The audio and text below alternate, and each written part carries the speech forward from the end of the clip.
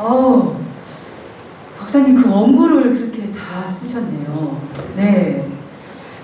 결론은 세종의 미래는 밝아질 것이다 라는 그런 생각을 해봤습니다. 네, 잘 들었습니다. 그럼 이제 이 청문회 같은 저자와의 대답 한번 들어보시겠습니다. 네, 그러면 참 이 책에서 나온 것뿐만이 아니라 지금 5권의 책을 내셨는데 참 여러분들 궁금해하실 분들 많을 것 같습니다. 첫째, 그 교직자로 살면서 한마디로 이제 선생님이 되셨는데 선생님이 된다고 하면 또 우리 철밥통이라고 하죠. 일명 공무원회가 철밥통인데 그 철밥통인 교직자를 놔두고 교문 밖으로 나오셨습니다. 바로 한 30여 년 동안 중등교 교사로 하시면서 나오셨는데 혹시 그게 어떤 이유가 있을까? 네.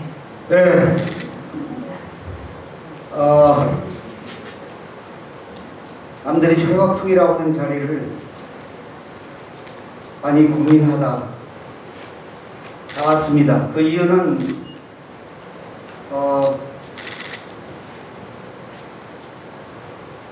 사회가 학부모가 학교를, 학생들이 선생님을 불신했기 때문이었습니다.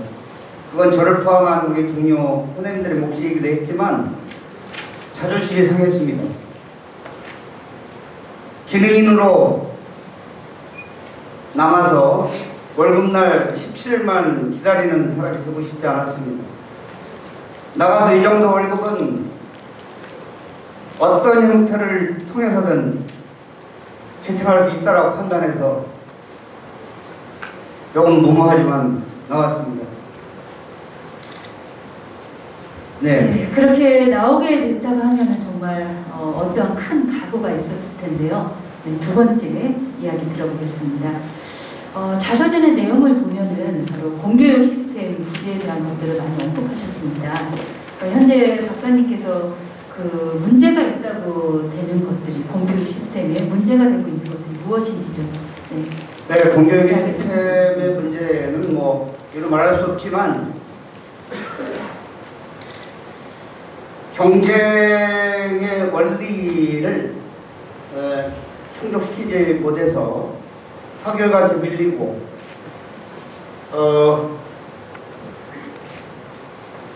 사회와 학부모로부터 불신을 받는 그런 분위기가 됐죠. 저를 포함한 교사들의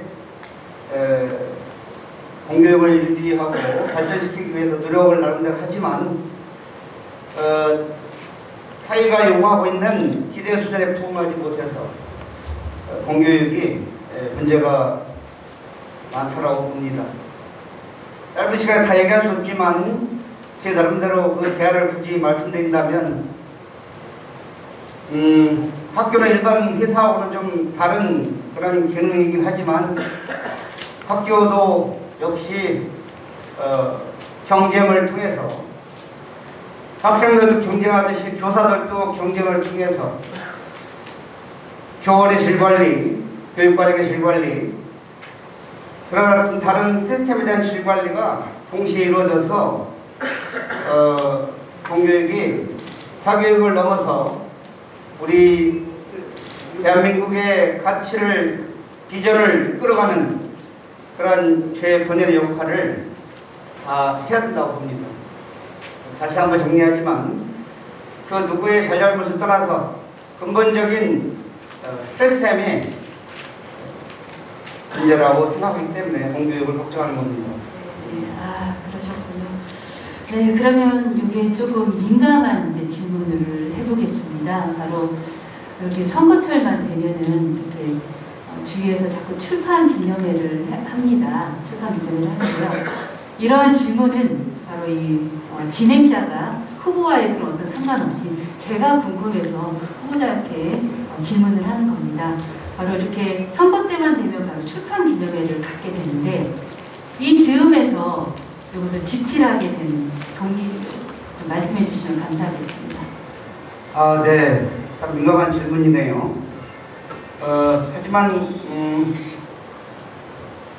저는 지금 아끼는 구절이 있는데 미래는 꿈꾸고 준비한 자일 것이다 라는 말을 늘 제 자신하고 대화를 합니다. 그러기 때문에 제 교직 생활이나 제 삶의 편린들을 늘 일기 형식으로 정리하는 습관이 있고 글 쓰는 재주는 없지만 그런 것들을 늘 컬럼이나 어떤 다른 기관 매체에 내곤하는 그런 습관이 오랫동안 관행처럼 이렇게 해오던 차 적절한 시기가 돼서 준비를 한 것을 지금 자연스럽게 출판기념일을 하는 것이고요. 책 절고지만 나중에 읽어보시면 알겠지만 여기에 있는 내용들이 저의 뼛속 깊이 아픔과 즐거움과 그리고 미래의 비전을 제시하는 글이기 때문에 하루아침에 속전속결로 쓸 수 없는 글들이라고 생각합니다. 글에 대한 기교는 없지만 진정성만큼은 꾸준히 제 필요성과 준비에 의해서 만들어진 그런 책이라고 생각합니다. 네, 네, 맞습니다. 네, 알겠습니다. 그러면 이제 좀 요즘 코로나19가 벌써 2년이 넘었습니다. 그래서 대면 수업이 굉장히 제한이 되었습니다. 그래서 그렇다 보니 또 학력의 아이들이 또 저하가 나타납니다. 그러다 보니 학교에서도 힘들고 또 학부모들도 많이 걱정을 하고 또 학생 자체들도 이 대면 수업은 해야 좀 더 학력이 신장이 되는데 그게 안 되다 보니까 많은 애로사항이 있는데 혹시 우리 박사님께서 어떠한 생각을 갖고 계시는지 이를 극복하려면 어떠한 대안이 필요한지 그것 좀 간략하게 부탁드립니다. 네, 코로나19가 우리 삶의 깊숙이 침투해서 우리를 불편하게 하고 괴롭힌 지가 벌써 2년째가 되어가고 있습니다. 교육자 한 사람으로서 교육 현장에 코로나19로 인해서 비대면 수업이 진행되고 있어서 대면 수업할 때보다 분명히 질적으로 떨어지는 수업 효과를 가져올 수밖에 없는 우리 대한민국 교육의 현실이 안타깝습니다. 저는 이런 점을 착안하고 또 이런 것을 지켜보면서 고민하던 차에 우리가 사는 세종교육청만큼은 세종교육에 걸맞는 비대면 교육을 대비하는 좀 더 체계화적인 교육방송국을 좀 한번 개설해서 개국하면 어떨까? 그래서 정형화된 선생님들 양성해서 나름대로 현장에 수고하신 선생님들한테 녹아드는 말씀입니다만은 아무래도 비체계적이잖아요.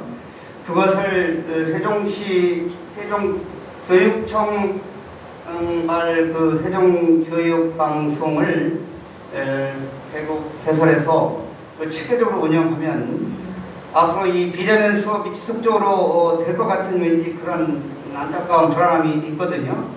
그것을 이렇게 꾸준히 고민해 왔는데 제가 만약에 그런 아이디어를 낸다면 이런 생각을 전하고 싶습니다. 네네. 그 대면 방송의 어떤 그 제한적인 학력 신장에 대한 그런 저하들이 많이 생겼는데 바로 세종의 교육방송이라는 것이 생겨서 체계적으로 조금 더 갖춰서 아이들에게 해준다면 그 학력 신장이 많이 오를 것 같습니다. 네, 고맙습니다. 그럼 5번째 질문입니다. 박사님께서는 교육 철학이란 무엇이고 교육 철학이 있으시다면 그럼 교육이란 무엇인가 간략하게 말씀 부탁드립니다. 네, 모두에서 제 캐치프레이즈를 부셨지만 제 캐치프레이즈는 사람을 바꾸는 교육, 그 교육을 바꾸는 사람, 송명석이 되고 싶다라는 생각을 늘 노래처럼 부르고요. 어떤 아이도 뒤처지게 하지 마라. No child left behind. 미국 백악관에 게시된 문맹 캐치율의 그 캐치프레이즈를 저는 사랑합니다. 아우나운 말에도 소중하지만 헤매고 있는 한 마리의 양도 우리가 배양할 수 있는, 거둘 수 있는 그런 교육을 우리가 해야 되고 서로 경쟁에서 이기는 교육, 참 현실적으로 필요 충분 조건이긴 하지만 남을 짓밟고 이기는 교육보다는 나를 이길 수 있는 진정한 의미의 극기인을 좀 키워내는 것이 우리 교육의 첫 번째 목표고, 살면서 혼자 살 수 없기 때문에 서로 더불어 함께 상생할 수 있는 그런 인간들을 만들어내야 될 것 같고, 세 번째로는 우리가 좀 눈치와 가치를 좀 살필 수 있는 아이, 다시 말해서 유연한 사고로 세상을 좀 살아갈 수 있는 그 방법론을 우리가 가르쳐 주는 것, 이것이 더 쉽게 얘기해서 나를 이기고 더불어 함께 살고 유연한 융통성 있는 인간을 키우는 것이 저는 교육이라고 합니다. 교육학에 인간의 행동의 계획적인 변화라는 이런 천편일률적인 학문적인 정의는 있지만 그거보다는 실질적으로 나를 이기는 극기인이라든가 상생인이라든가 융통성의 인간을 만들어내는 것이 우리 모두 21세기 앞으로 우리가 이 위기 대한민국 플러스 세계 글로벌 빌리지에서 우리가 생존할 수 있고 더 나아가서는 함께 더불어 함께 살아갈 수 있기 위해서는 그런 인간을 우리 대한민국부터 또 작게는 세종교육에서 만들어내지 않을까, 양성해야 되지 않을까, 감히 이렇게 생각을 합니다. 네. 잘 들었습니다. 네, 맞습니다. 바로 끈기가 있고 또 상생할 수 있고 또 융통성 있는 그런 우리 아이들을 만든다면 우리 대한민국의 미래가 밝아질 것 같습니다. 그럼 아까와 또 같은 질문이 연계가 되는데요. 그렇다면 이렇게 학력 신장이 되려고 하면 어떤 학력을 신장시키려면 좋은 해법이 있을까요? 그거 한 번만 더. 학력 신장에 대해서 많이 고민을 했습니다. 일단은 족자는 제가 오늘 세종교육을 디자인해가 제 책에서도 그런 얘기를 했습니다만은 압축 요약해서 세종교육이 아시다시피 그렇게 좋은 성적을 거행하고 있지 못하잖아요. 그래서 저 나름대로 생각을 해봤는데 내적으로 외적으로 크게 변화가 있어야 될 것 같아요. 내적으로는 교사 방법의 변화이고 외적으로는 거점학교라고 하는 용어를 제가 쓰고 싶은데 사교육이나 공교육이나 교수님들까지 그 훌륭한 분들을 공채해서 그분들에게 방과 후와 주말과 방학을 이용해서 각 동별로 중심학교, 거점학교에서 강남의 1타 강사 이상의 수준 되는 선생님들을 최고의 예우를 갖춰서 그분들에게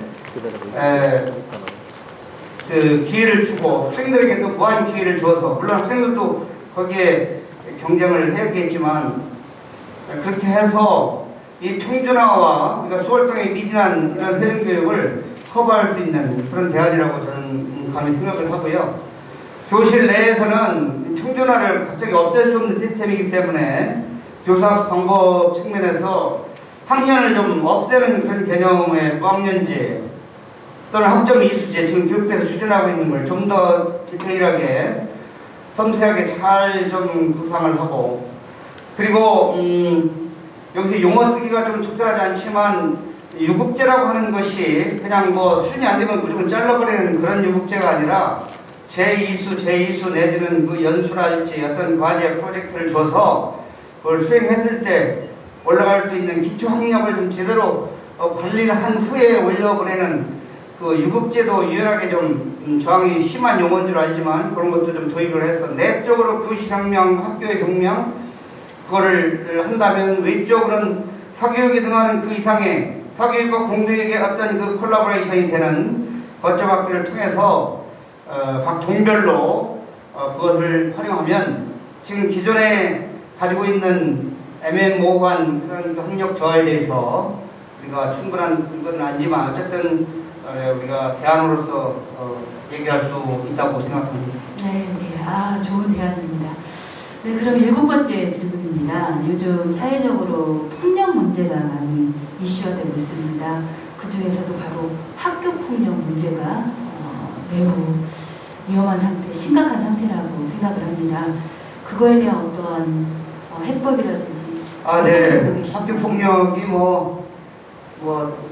사실 복잡한 변인에 의해서 나오는 거기 때문에 뭐를 딱 잘라 얘기할 수는 없지만 근본적으로는 그 가정환경, 가정교육에서 나오는 문제가 크지 않겠어요. 그래서 가정교육을 제대로 좀 하기 위해서는 부모님들이 좀 의식이 좀 변화해야 된다. 그런 의미에서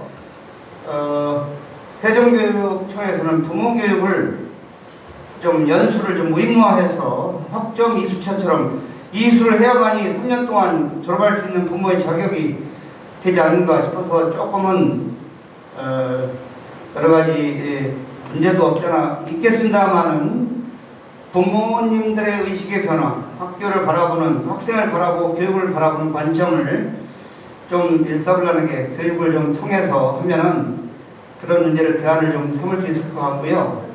또 한 가지는 우리가 사회복지사가 있듯이 학교 사회복지사를 개설해서 예산이 좀 문제가 되지만 방과 후에 또는 주말 내지는 방학 때 부모의 사각지대에 있는 시간에 학생들이 그 비행이나 교통력 기타 여러 가지 문제가 생겼을 때에 즉시 출동해서 달려올 수 있는 학교 사회복지사 제도를 도입을 해서 운영하면 어떨까.